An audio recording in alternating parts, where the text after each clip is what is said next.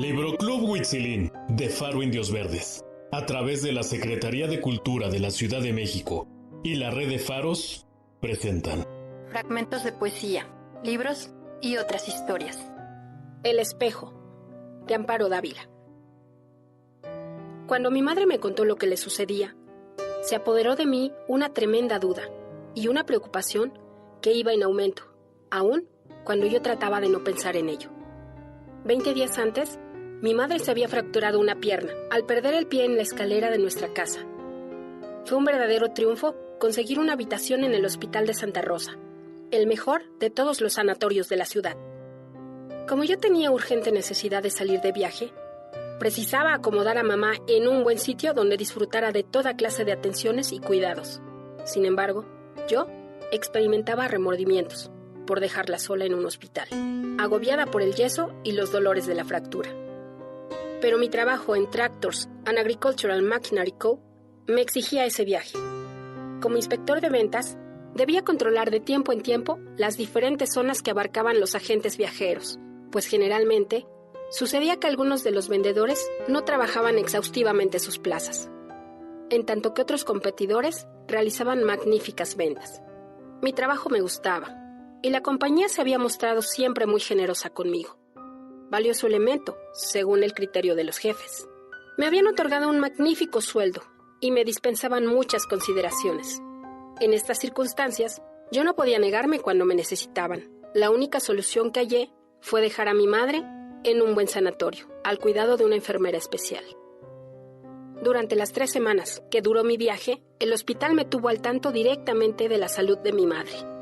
Las noticias que recibía eran bastante favorables, con excepción de un aumento en la temperatura que se presentaba después de medianoche, acompañado de una marcada alteración nerviosa.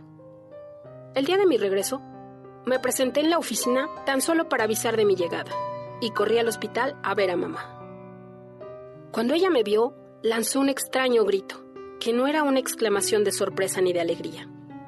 El grito que puede dar quien se encuentra en el interior de una casa en llamas y mira aparecer a un salvador. Así lo sentí yo. Era la hora de la comida. Con gran sorpresa, comprobé que mamá casi no probaba bocado, no obstante que tenía enfrente su platillo favorito: chuletas de cerdo ahumadas y puré de espinacas. Estaba pálida, demacrada, y sus manos inquietas y temblorosas delataban el estado de sus nervios. Yo no me explicaba qué le había sucedido. Siempre había sido una mujer serena, controlada, optimista. Desde la muerte de mi padre, 10 años atrás, vivíamos solos con la servidumbre en nuestra enorme casa.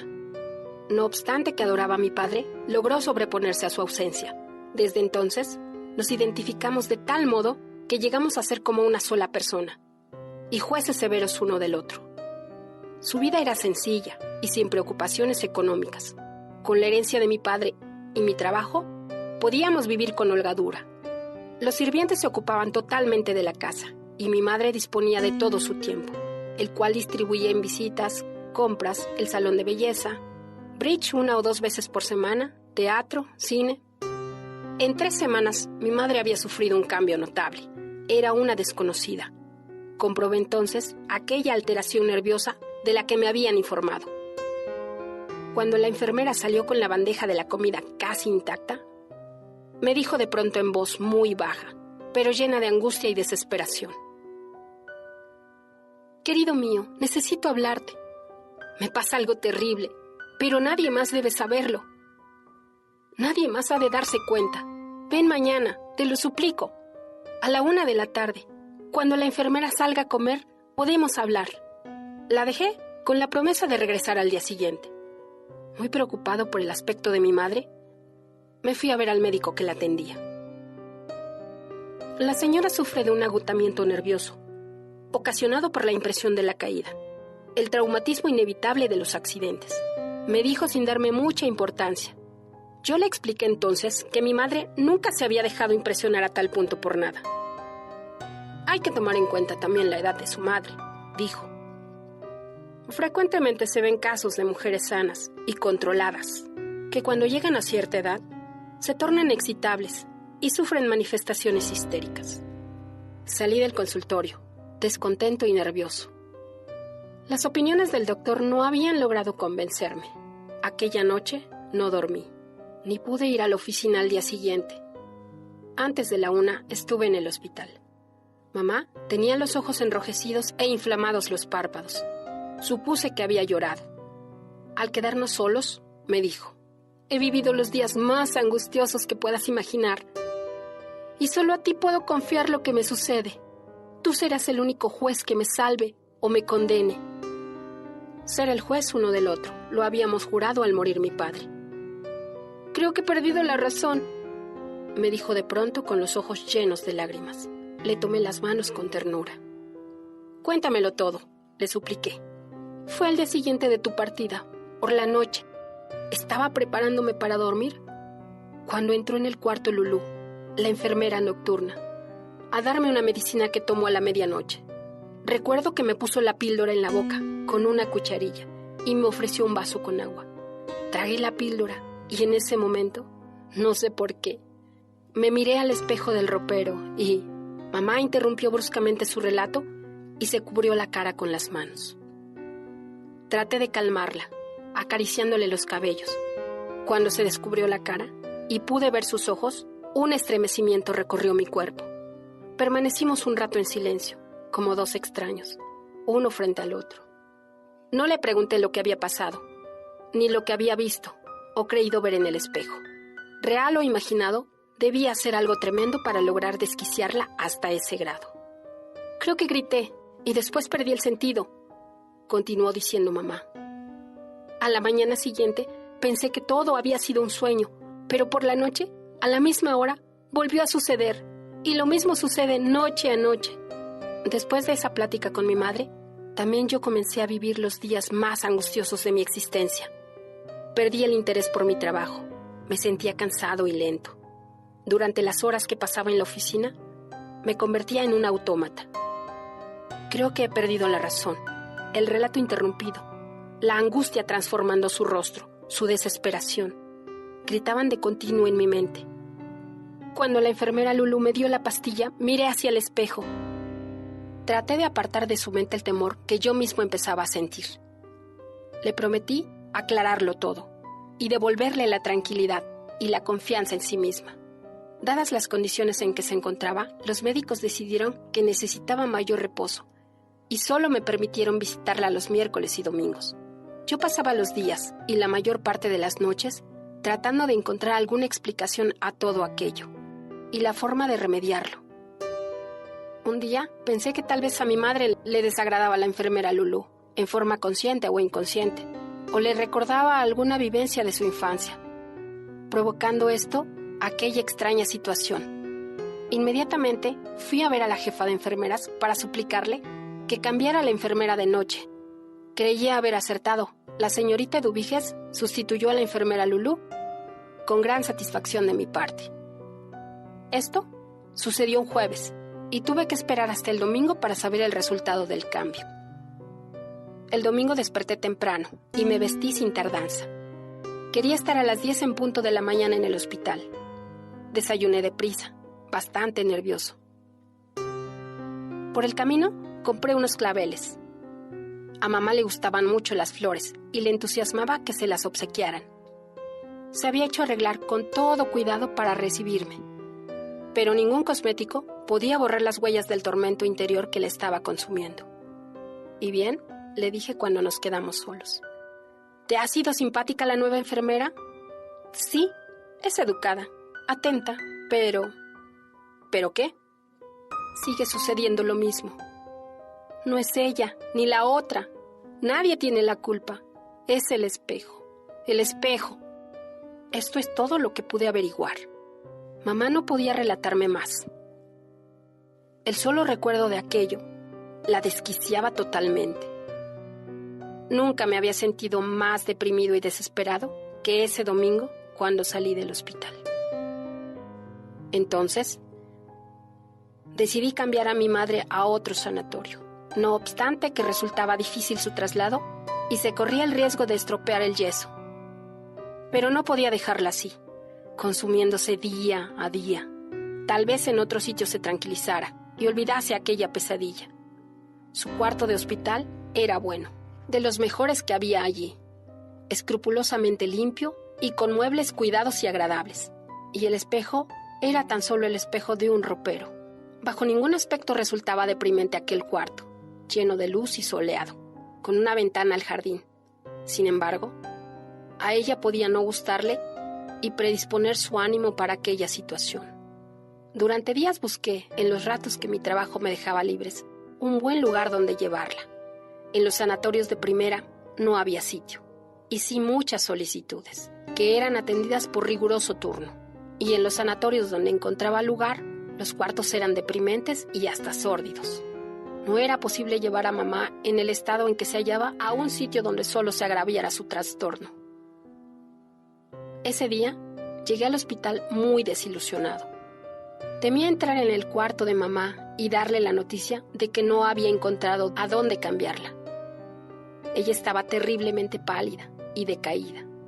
Parecía la sombra, el recuerdo de una hermosa y sana mujer. Hablábamos los dos con dificultad, con grandes pausas, dando vueltas y rodeos, esquivando la verdad. Cuando por fin le dije que no era posible sacarla de allí, se llevó el pañuelo a la boca y sollozó, lenta y dolorosamente, como el que sabe que no hay salvación posible. El viento penetraba por la ventana abierta y era también pesado y sombrío, como aquella tarde de octubre. El fuerte olor de los tilos que llenaba el cuarto me asfixiaba. Ella seguía sollozando, ahora sordamente. Su dolor y su desesperanza me entorpecían y destrozaban.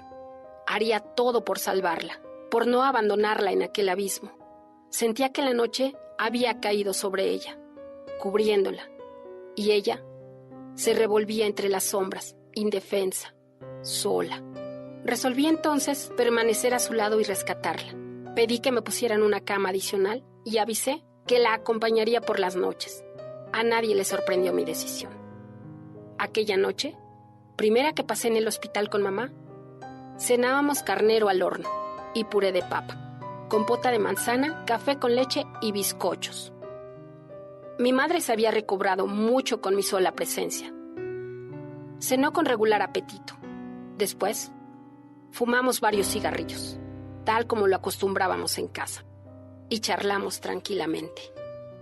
Hacia las 10 de la noche, entró en el cuarto la señorita Eduviges para arreglar la cama de mamá y revisar que la pierna fracturada estuviera en correcta posición para la noche. Yo las observé con gran atención, pero la actitud de ambas resultaba completamente normal. Miré hacia el espejo. Allí se reflejaba la imagen de la señorita Eduviges, alta, muy delgada, casi huesuda.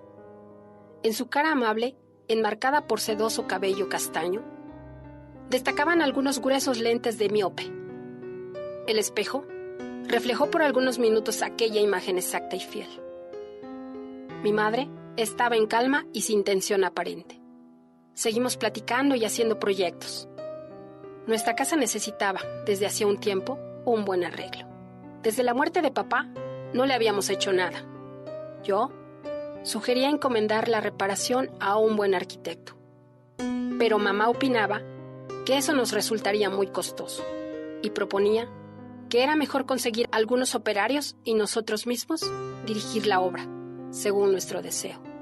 Eran pasadas las 11 de la noche y yo empezaba a sentirme inquieto ante la proximidad de los acontecimientos. Comencé a desnudarme lentamente y con todo cuidado para evitar que algún movimiento brusco denunciara mi nerviosidad y mi madre se diera cuenta. Quería ante todo comunicarle calma.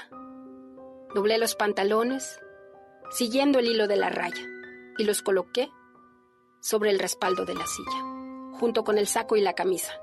Ya en pijama, me tendí sobre la cama sin deshacerla todavía. Desde allí, dominaba sin ninguna dificultad la cama de mamá y el espejo. Después de las 11:30, mamá comenzó a inquietarse.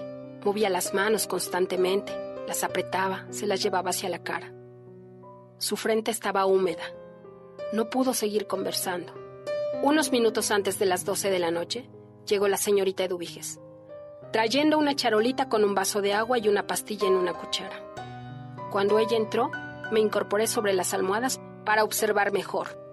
Ella llegó hasta la cama de mamá y a tiempo que le decía «¿Cómo se siente la señora?», le acercaba a la boca la cuchara con la pastilla y hacía que la tomara.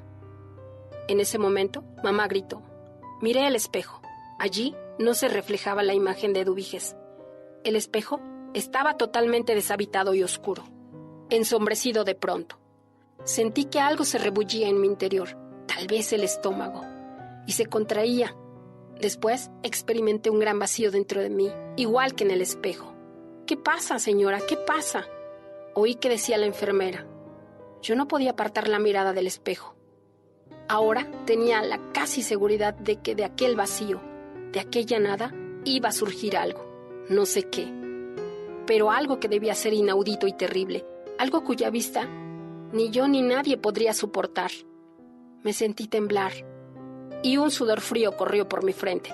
Aquella angustia que empecé a sentir en el estómago iba creciendo en tal forma que sin poder ya más, lancé un grito ahogado y me cubrí la cara con las manos. Oí que la enfermera salía corriendo. Haciendo un poderoso esfuerzo, llegué hasta la cama de mamá. Ella temblaba de pies a cabeza.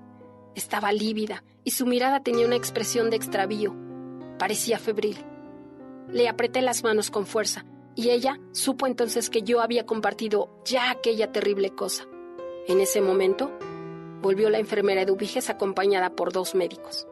Siempre sucede lo mismo, noche tras noche, dijeron dirigiéndose a mí. A la misma hora se presentan estos trastornos. Yo no les hice ningún comentario. Sabía que no podría pronunciar ni una palabra. «Póngale una inyección de Several», le ordenaron a Eduviges. Después salieron los 3. La enfermera regresó rápidamente con la inyección. Mientras se la aplicaba a mi madre, me atreví a mirar el espejo. Allí se reflejaba la imagen de ella, la cama de mamá, mi rostro desencajado. Eran entonces las 12:21. Durante 5 días sufrimos noche a noche mi madre y yo aquella tremenda cosa del espejo. Yo entendía entonces el cambio sufrido por mi madre y su desesperación, su hermetismo. No había palabras para describir aquella serie de sensaciones que uno iba sintiendo y padeciendo hasta la desesperación. Y cada vez el presentimiento de que algo iba a surgir de pronto se hacía más cercano, inmediato casi. Y no podríamos soportarlo. Lo sabíamos bien. Entonces, pensé que la única solución consistiría en cubrir el espejo. Sería como levantar un muro impenetrable, un muro que nos salvara de. Decidimos cubrir el espejo con una sábana. Cerca de las 11 de la noche, llevé a cabo nuestro plan. Cuando la señorita Eduviges se presentó, como de costumbre, un poco antes de las 11 de la noche, con su pastilla y su vaso de agua, el espejo se encontraba cubierto. Mi madre y yo nos mirábamos satisfechos de haber acertado. Pero de pronto, bajo la sábana que cubría el espejo, empezaron a transparentarse figuras informes, masas oscuras que se movían angustiosamente, pesadamente, como si trataran en un esfuerzo desesperado de traspasar un mundo o el tiempo mismo. Entonces, sentimos una oscura música dentro de nosotros mismos, una música dolorosa, como gemidos o gritos, tal vez sonidos inarticulados salidos de aquel mundo que habíamos clausurado por nuestra voluntad y temor. Nos descubrimos traspasados por 1000 espadas de música dolorosa y desesperada. A las 12:05, todo terminó. Desaparecieron las sombras bajo la sábana y la música cesó. El espejo quedó en calma. La señorita Eduviges salió del cuarto sorprendida de que mamá no hubiera tenido su acostumbrado ataque. Cuando quedamos solos, me di cuenta de que los 2 llorábamos en silencio. Aquellas sombras informes y encarceladas, aquella su lucha desesperada e inútil, nos habían hecho pedazos interiormente. Los 2 conocíamos entonces toda nuestra insensatez. No volvimos a cubrir más el espejo. Habíamos sido elegidos, y como tales, aceptamos sin rebeldía ni violencia, pero sí con la desesperanza de lo irremediable.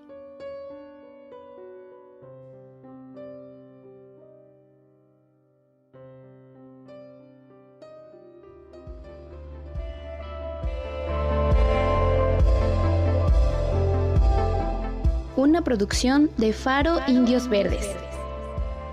Síguenos en nuestras redes sociales, en Facebook e Instagram como Faro Indios Verdes, Twitter @Faro Indios Verde. Secretaría de Cultura de la Ciudad de México. capital cultural de América.